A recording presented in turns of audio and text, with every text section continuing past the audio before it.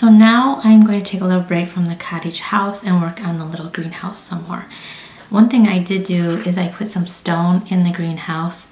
One of the walls I stoned, as you can see here, but I want to put a little bench in there, so I thought I would glue that at the back of the greenhouse. And then I have the terracotta pots here that I want to look more mossy too and more aged. So first of all, I'm just going to use some white paint. That's a folk art.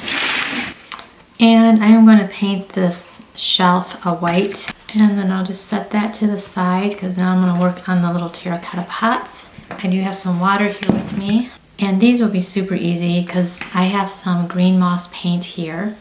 And I have some paper towels just to wipe off the brush. I'm going to use the same brush as I painted the shelf with. And I'm just going to dip this into the green that's already in the bottle. And then I'm just going to kind of hit it with this.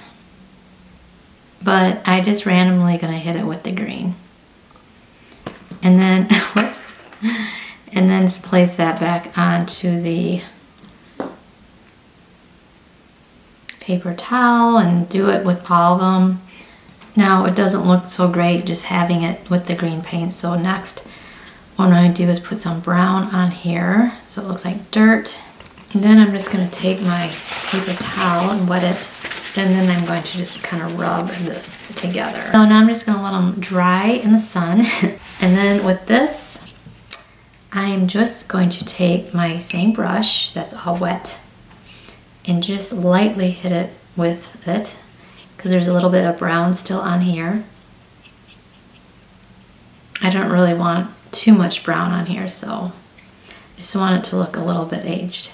And then I am going to wipe this with the paper towel, but I'm not going to put any green on here.